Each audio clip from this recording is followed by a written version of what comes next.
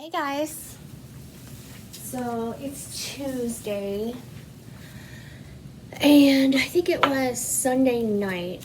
I saw something online, I don't know, Instagram, probably not Instagram, Pinterest, something older that inspired me so much that I haven't really been able to sleep since I saw it.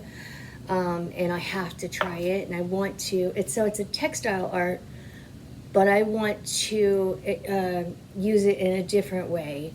So instead of like I've seen it used in jewelry and clothing, I want to use it on canvas in art. It's called Shibori. Well, the dye process is called Shibori. I don't know what the actual process of the folding and pleating is called. Maybe it is called Shibori too. There's not a lot of information that I have found about it, and I've been researching for the past 2 days. Everything I can find about it, including watching videos in Russian. Like, you know, when I go to try to find something out about something, I go deep down the rabbit hole. Like, I need to know everything I can know about it. I have my neck brace right here just in case I need it, because right now I don't need to wear it, but as I'm working, if I feel like I need a little more stability or if pain starts to flare up or anything, I'm going to put that on, but as of right now, I'm okay. So I've got that there. I've got my phone over here. I've got my tea. Last thing, oh, I got some string. So this is for this project here today. So it's just some twine, twisted mason twine. Of that bag. And then I got 2 dowels, like PVC pipe, one of each, depending on the width of the project that I want to make for different artworks. I don't know if I can show you what this Shibori, okay, so Shibori is what I'm trying to do. I think Shibori is the name of the dyeing technique. Do you see, sorry, it's hard for me to stand this way, but do you see that ribbon? Yeah, you can see that. The ribbon with the texture, the pleated texture.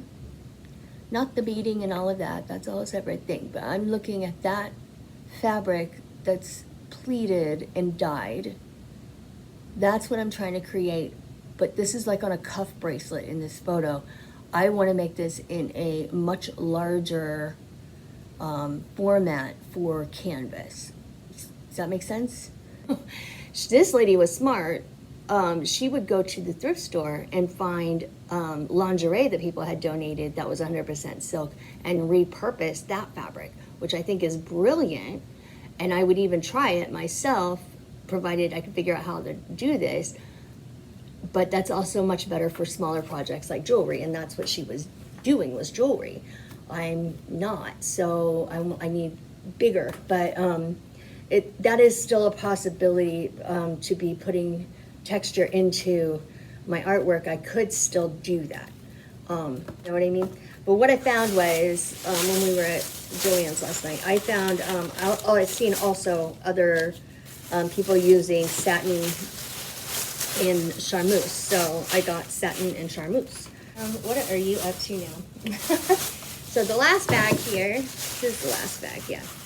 I got some RIT dye. So I got RIT fiber dye in Midnight Navy, Super Pink, and Lemon Yellow, okay? The only 3 colors I got in RIT because those are basically your like 3 primary colors essentially. Like they're close to being the 3 primary colors. They're red, blue, and yellow, but in my mind, that's the 3 primary colors. Pink can be red. Anyway, so that box, but it's cool. So I also have these Dynaflow, looking down a little too much and feeling it in my neck. These Dynaflow, these are more like fabric paint, I think, more than dye, but we're gonna use them. And we are going to do the project like I saw this lady did it in her tutorial, and I think it's gonna work, you guys. I really do. The first thing I'm gonna do is take some sections of this fabric. I don't want to, I put plastic down on my table so, because it's like covered in different project paints and everything. I didn't want to get it all over the fabric, but I'm going to cut just some of this fabric. Okay. So I'm just going to cut off like a little bit of this to do the test. So I have plenty left over to test more if I need to. I got enough scraps. So what I'm going to do is I'm going to start this corner up here. It's probably a little hard to see, but hopefully you can see what it is I'm doing. I've got some rubber bands over here, and I'm gonna rubber band that corner down. And this is slippery fabric on a slippery PVC pipe. That's gonna be important though, that it is later. So I start there, and I'm gonna wrap this. If you know how this is done, don't laugh at me. And you're like, oh, you're doing that wrong or something. Please don't laugh at me, because I'm just doing the best I can with what I've seen. So I'm just gonna do this like in a diagonal. In the end, I want to do large pieces, more horizontal, vertical, with big pleats on big canvases. But this is the tester. Why make a big giant one to mess it up when you can do a smaller one to get it perfected? You know what I mean? And I hope that this is interesting to you guys. Oh, goodness. Okay, I need to remember that I might need to take breaks as well, because I'm looking down here, which I shouldn't be doing very much. Don't yell at me, guys. I'm gonna only do what I can do and not push it too far, I promise.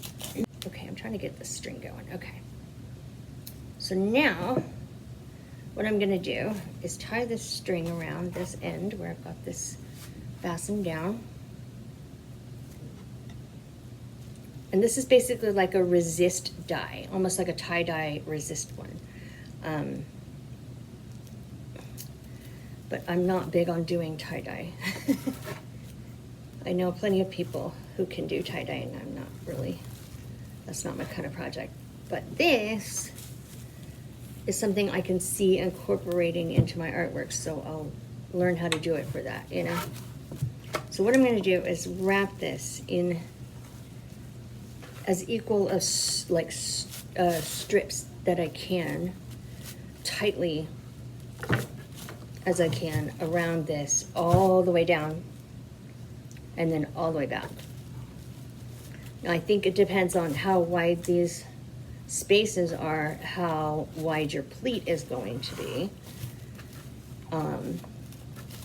That only makes sense to me.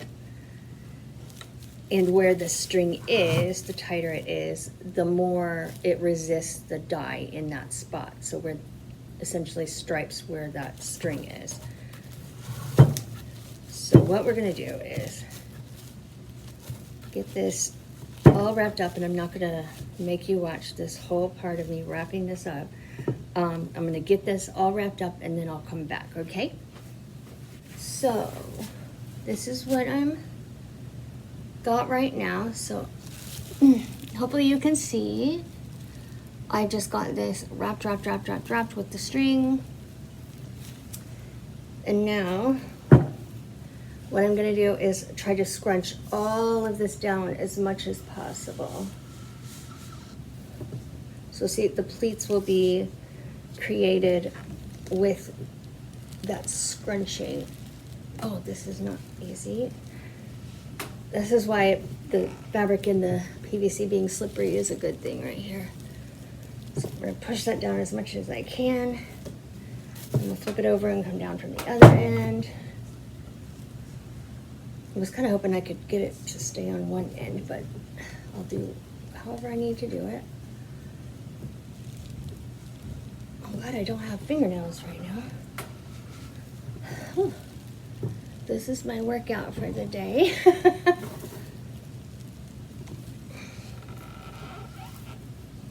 I need my husband here to push these down. I'm trying to push them down as much as they can be to get those pleats in there.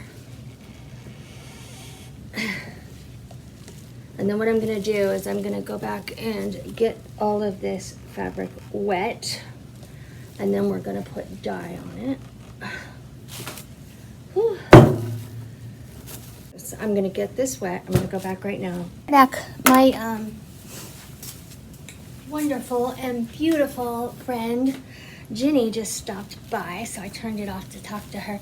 They are so good to me. Buzz and Ginny are such good friends of mine. I just so happy that we met, you know. Okay, so now I got this wet. I just put it under the faucet, and I just took a towel to like squish it out a little bit because I didn't want it to be like dripping wet. So it's pretty wet, but not dripping wet. Now I think I'm gonna do the super pink and the lemon yellow on this. I've never used Rit dye before, but I watched somebody do this, so I think that makes me a professional. So what I'm gonna do is I'm gonna put yellow down on the whole thing, and then I'm gonna put pink on top. And hopefully what'll happen is the yellow will soak in underneath, and then pink will stay up on the higher points. It works for some people.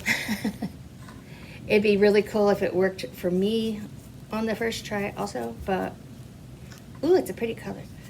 But who knows, you know, I don't really know until I've done it what to expect. I've got all of the yellow dye down on this bad boy, and it's a beautiful color of yellow. Fasten this under the rubber band a little better if I can. Now I'm gonna do the pink. Whew. Squished as much as I can get it. Okay.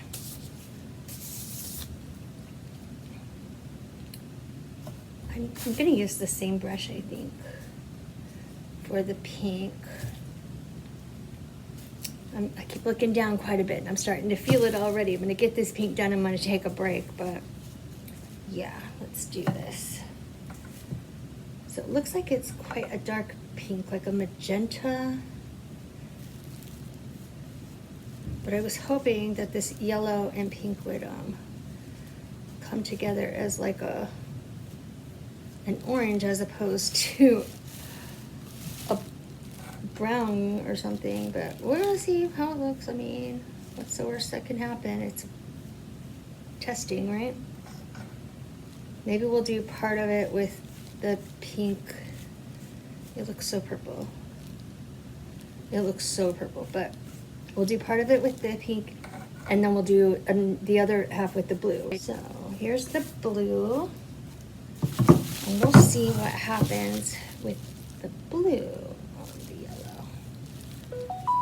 Well, at least that looks blue. So I'm gonna just like blend it into where that super pink is,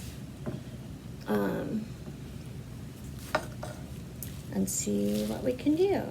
So this is basically like the tie-dye portion of this, right? It's tied and I'm dyeing, right? I'm pretty sure, but I'm not positive. If anybody knows better, please tell me any information you know about this technique. But I think this is what the Shibori name is. This is what they're talking about when they say Shibori. I believe this is the part. Like this is what they mean. But the pleating, like the folding of the fabric, I don't know if that has a name other than it's pleated, or if it's the agashi that I've seen several times, the word agashi on this. Maybe that's what it means, but I'm not fluent in the language, so I'm not positive. And the one thing I didn't do was try to translate the terms, so maybe that is something I can do, and that might enlighten me a little bit on what term I'm supposed to use for what in this technique, because I think I'm going to be really into it as far as using it for artwork like big textural pieces. So here we are. You can see where the pink, purpley is and the blue is. And I'm gonna do this kind of like see if it blends it together a little bit more. I truly think that pink on the yellow is just gonna look like brown, but even then it'll be like an earth tone thing. It might not be terrible. So the next thing I need to do is change my gloves out. I'm going to take a break, give my neck a rest, let this sit for a minute, set up a little bit, and then I'm gonna take my hair dryer and or heat gun to it to try to get it heat set. And back with my neck brace. I have been drying this piece for a while. I basically just set up my hair dryer to just blow on it constantly, and then I just kept turning the tube while the hair dryer blew on it. So it's a noisy project, but I'm pretty sure it's dry at this point. This is the Dynaflow dye or fabric paint. I don't know what it said. It doesn't say, but it's from Jacquard. And so I used red as the base and then blue on top for that. This is still very wet, so I'm going to be putting that under the dryer, the hair dryer, like I did the other one. But we're going to unwrap it and see what happens. Oh my gosh, I'm going to untie this and unwrap it. Hopefully it is thoroughly dry. I just keep squishing and trying to feel if there are any damp spots. I can't feel anything damp, so I'm really hoping that I dried it enough. One of the people that I watched had some kind of shelf in her dryer that she could use to dry hers, but I'm not putting this in the dryer. I can't, I'm trying to like work it out in my head how she did that, but I don't understand it, and it's okay because I don't want to mess up my dryer anyway. So I'll just do it this way, and I don't want to take the project home if I don't have to and all that, you know. Okay, so I'm going to take all of the string off. I'm going to unwrap. See, this color as it dried looks like much more like natural color. All of it, that's all the string. Oh my gosh, you guys, I'm so nervous that it's going to suck. Please don't suck. It still feels dry. Oh, you guys, look. Oh my God. Okay. I'm so excited. I could pass out. Okay. Oh, you guys, it's working. It's working. Like, oh my God, I'm so excited. On my first try, you better shut up. Now this is the one I did sort of on a diagonal. You guys, look. And it's keeping the pleats. Look. Are you joking me?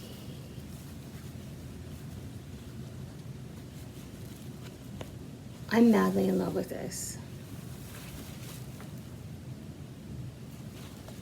You guys. It hurts me a little to sit like that, but I don't care. You have to see this and how cool it is. Look at the back now. Look at the texture. And so this can be like puffed up to like accentuate that texture, or squeezed back together to make it more like accordion, like, oh my gosh, you guys. I can't believe how well this worked on the first go. Are you kidding? I could see how it would be more beautiful with actual silk, because this is a little bit,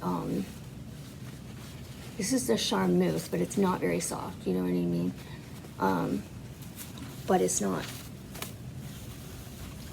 rough either, which I could see it hanging and maybe a little better as silk, but because people make scarves out of this, which I think is beautiful too. But then they put it in jewelry, like the pieces. Get them lined up, you see. like that to get that texture in there. Oh my God, I'm so excited to use this in painting. Are you kidding? Like, I'm over here like I did something. I'm not the first one to do it, but, and I did get, as a matter of fact, when I was, I think at Joann's, I got a bangle bracelet to actually make a bracelet with it because I like the look of that too and I want to wear it. So I may be putting together something with some of this fabric soon as a bracelet, but I don't want to make a ton of jewelry like this, but I certainly wanted one myself. I like that whole boho look. But I'm calling this a win from the get-go.